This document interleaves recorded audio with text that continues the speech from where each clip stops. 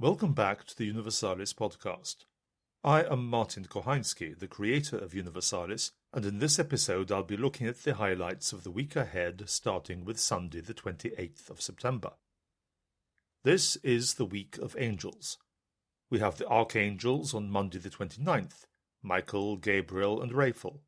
We know the most about them because they are important enough that in Scripture they have names. And then on Thursday the 2nd it is the feast of the guardian angels. You might call that the other end of the angelic hierarchy, the simple foot soldiers. They are not concerned with the grand strategy of the cosmos, but you might say that their job is even more important because they are here to look after us, to guard and guide you and me. Angels ought to be a glory and encouragement to us. They are how the power of God reaches out to help us in all sorts of ways. There is a temptation, though, for some people to focus on the angels themselves instead of what God is doing through them. All sorts of half-magical superstitions are the result. When you see websites with pictures of figures with wings, or lists of which angel belongs to which day of the week, you see the work of people who are wasting their energy in a wrong direction, and they do actual harm because the rest of us see all this superstition and don't want to have anything to do with it, and so we cut ourselves off from the knowledge of the glory. Angels are pure spirit and they are with God. We are not. Let me try a picture of this because I like making pictures and often they help. I am looking out of my window at the sky. Of course, the sky's moods vary. Sometimes it is cloudless, or almost, and the sun blazes down. Sometimes there are ranks and cohorts of clouds marching this way and that, the way clouds do. But there are two states of the sky that are different from these. One of them is when there is no sky at all. Everything is a featureless, uniform grey. You know when you are in a gallery sometimes, and instead of a picture there is a picture-shaped patch on the wall with a little label saying borrowed for an exhibition or removed for cleaning or whatever. Well, the sky can look like that, removed for cleaning. Come back later and we will have an actual sky for you to look at. But it's really the other state that I'm thinking of when it comes to angels. It's when you look out of the window and the sky is a lid. It clamps us down. It makes the world we live in flat, not three-dimensional. If the no sky at all state is when we have no concept of up as a direction, the sky as a lid is when we know there is an up, but we are cut off from it. We crawl around like ants in the narrow space between the ground and the lid, and it really does feel like crawling. When the sky is particularly heavy, particularly lidish, you almost feel that you need to hunch down when you are walking, not stand up straight. And then, here's the image I've been aiming at, sometimes there's a crack in the sky a mile or two away, and through the crack sunlight comes streaming. Not much of it, because the crack is narrow, but what there is dazzling by contrast with the greyness of everything else. Dazzling and real. Seeing that crack, I can imagine above it a world of hills and mountains of clouds, marching, rolling, all in the unceasing glare of a sun that never, ever stops shining. And that is the kind of picture I get of angels and us in relation to God.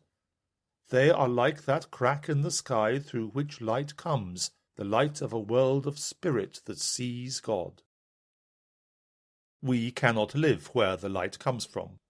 Think of the real sky and the real clouds and you in an aeroplane looking down at the cloud tops, and you know that out there in the realm of light you would be frozen in no time because it's minus 40 degrees outside, and dead in seconds because there's no air, and anyway sunburnt very quickly because there's no air to protect you from the burning light of the sun. We are just not suited to what is outside the plane. Here on earth, in our present incarnate state, we are not suited to the realms of light, but sometimes when we need help from the light, the angels come. When I began to learn Greek at school, I found it rather exciting. There was a new alphabet, which is always fun, and in particular there were a few spelling rules which made you feel you were learning something secret and scholarly. For instance, the double G in Greek had a special pronunciation. The word that looked like aggelos was really angelos. And there is the name we give angels. It turns out that angelos in Greek is actually the perfectly ordinary word for messenger. When you have news you want to send to someone, you send the message by angel. I have just asked my Hebrew-speaking neighbour, and he says yes, it's the same in Hebrew. Malach means messenger, and it means all kinds of messengers, including messengers from God. So angel is not the name of a being, it's a name of a job. It's not surprising that we should have picked this name, given where we are in the universe under our lid of cloud. When angels come here, they come here on missions, so naturally we think that that is what angels are, missioners, messengers. Another thing, the few angels whose names we know, those names are not names either. Just as God has no name, but calls himself being, or I am, so Michael means nothing but who is like God. Gabriel means strength or power of God, or God is my strength. Raphael means God has healed. There are plenty of nameless angels as well in the Old Testament. When the 3 boys are thrown into the burning fiery furnace and people look in, they see 4 figures walking calmly through the flames. When the priest Balaam is going to curse the children of Israel, an angel stands in his way. The ass he is riding sees the angel and stops. Balaam does not see the angel, but beats the ass until it speaks and complains to him. Then the Lord opens his eyes, and he does see the angel. Sees, indeed, because angels are not people with wings. An angel is pure spirit and has no body. I suppose angels give themselves whatever appearance is needed for their mission. Raphael appeared as the young man Azarias. Artists used people with wings as a symbol of intelligent beings with a connection to the things above, and also because they were fun to draw. Let's not be deceived by that. You can't expect to see wings on an angel you pass in the street, just as if you pass a saint in the street you don't expect to see a nice gold halo. It doesn't work like that, and a lot of the mess people get into with their angelic superstition is treating the pictures as if they were reality. Ah yes, pictures. Well, my favourite picture of an angel is of the Archangel Raphael, God heals, in the story of Tobias. Raphael looks like just an ordinary young man, and as an ordinary young man he accompanies Tobias on his journey from Nineveh to Ecbatana and back. At the very end of the story, when Tobias is safely married and his father Tobit is cured of his blindness, here is what Raphael says to Tobit. God sent me to heal you and your daughter-in-law Sarah. I am Raphael, one of the 7 angels who stand ever ready to enter the presence of the glory of the Lord. Now, bless the Lord on earth and give thanks to God. I am about to return to him above who sent me. What Raphael says is a glimpse of the world of spirit we aren't able to see. He is not boasting, just telling the truth. What he is telling us is that there is more to being an angel than just being a messenger and being sent down to earth to do God's will. Raphael's true full-time job is to spend eternity with God, contemplating and praising. So the spiritual world has reality and an activity of its own. I have an etching of Rembrandt's The Angel Leaving the Family of Tobias. I have put a link to the picture in the episode notes, which you will see in the Universalis Podcasts page, and probably also in the various podcast apps. But in case you can't see it, on the left there is the family huddled, Tobit and his wife Anna, Tobias and Sarah, most of them on their knees. There is a little dog who accompanied Tobias on his journey, looking in completely the wrong direction, the way dogs do when you take pictures of them. At the bottom right there's the donkey Tobias took with him on his travels, and then, at top right, there is the angel himself setting out back to God again. 2 bare feet sticking out from a robe, and that's all you can see. It's a lovely inspiration of Rembrandt's, and I can't help thinking what fun he must have had drawing that angel. You can just see him getting a barefoot model to climb a stepladder and balance at the top while the artist draws him from that angle. the ladder rocking alarmingly, Rembrandt saying, "Try to stay on for 2 more minutes while I put some more lines in, then you can fall off if you want." When we hear Raphael saying, "I am one of the 7 angels," let's not try and give names to all 7 and properties and characteristic of each as if they were Pokemon cards. When Raphael says, "I am about to return to him above," let's not think that angels have to be shaped like people with wings. Instead of all that, let's remember just 3 things. The glory of God, the spirits close to the glory of God, and most of all that God helps us in all the ways he can. When the lid of the sky is broken and something comes in through the cracks, that something that comes in is light. The universe is on our side. The universe is on our side with our guardian angels as well. We are never told in Scripture exactly who they are and how they work. It's as if everyone knows already, so no explanation is needed. The key Raphael and Tobias moment for me, where guardian angels are concerned, is when Jesus says of the little children, "Their angels in heaven always see the face of my Father who is in heaven." They, like Raphael, seem to be working and contemplating both at the same time.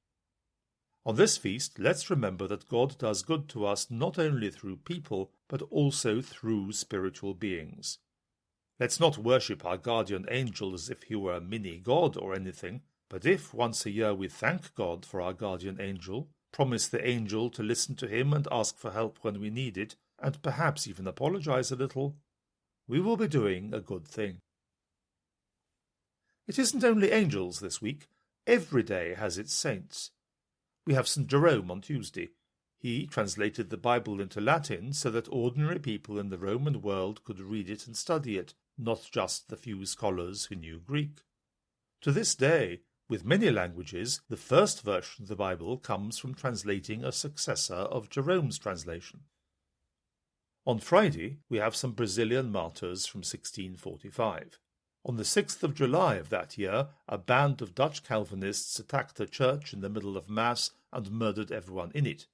On the 3rd of October, they did much the same, but better, because with the assistance of the Indians this time, they could chop everyone to pieces while they were still alive.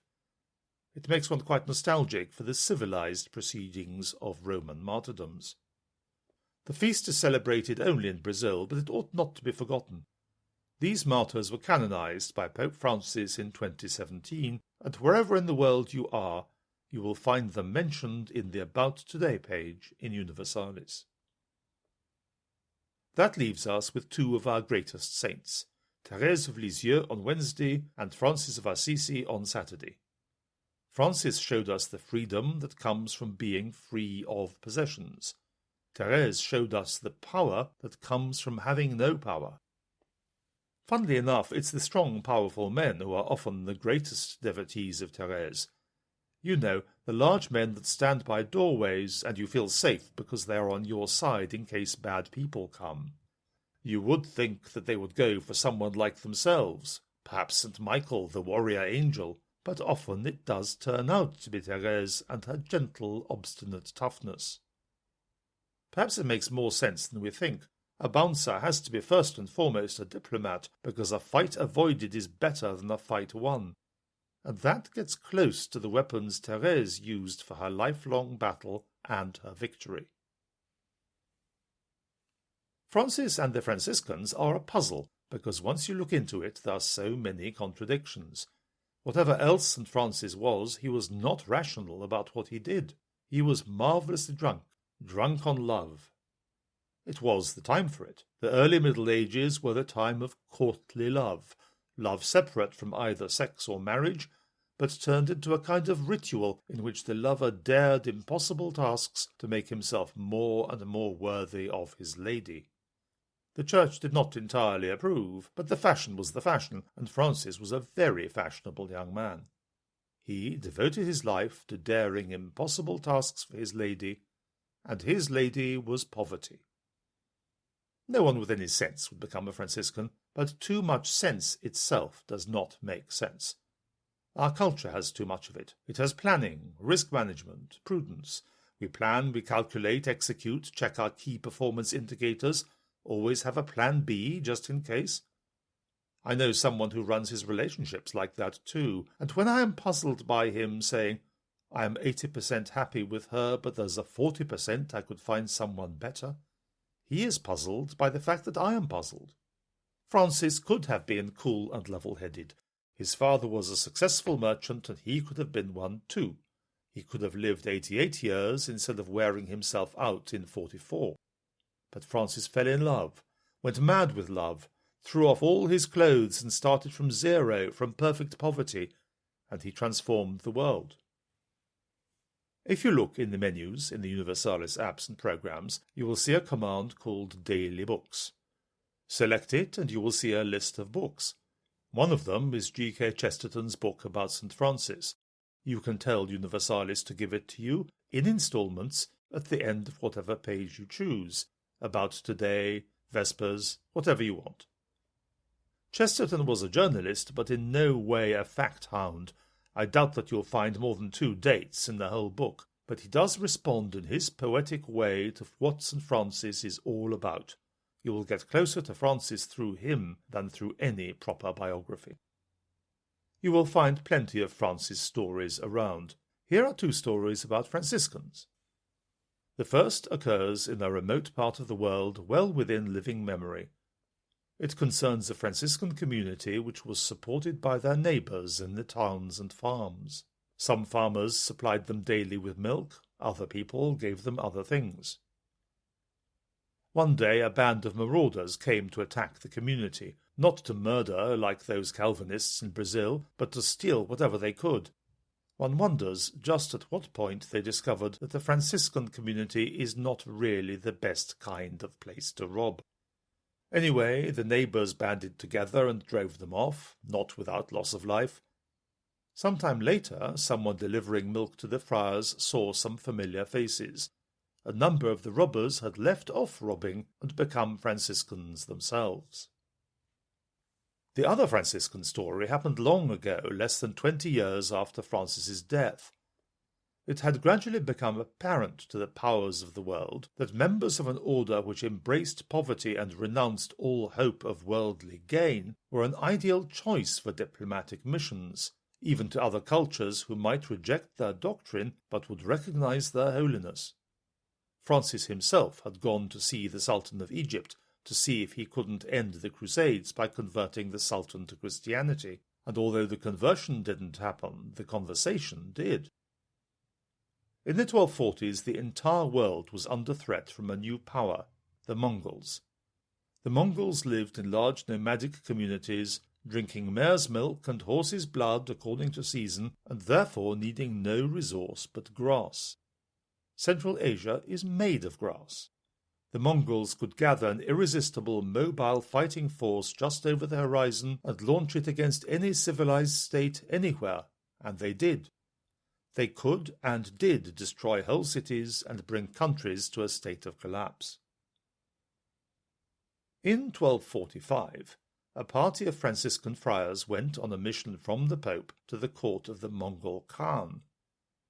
The mission was partly for diplomacy, partly for research because no one really knew who the Mongols were, and partly for evangelization. Their leader was 63 years old, and their journey on foot took a year. But it isn't the heroism of that that's so important. It is the fact that by doing the opposite of what embassies usually do, splendour, opulence, a fine show of power, they showed themselves as holy men, men worthy of respect, men worth protecting on their long journey and worth listening to when they arrived. From 1245, now to 2025. Some of you were kindly encouraging about the keynote address the Archdiocese of Southwark asked me to deliver at their Day for Catechists. You told me to tell you how it all went, so here is my report. The event was a sellout. 230 people came. There were people of all kinds from all over the diocese, and what struck me most was their energy. There are church events people go to because they can't think of anything better to do. This was not such an event, and these were not that kind of people.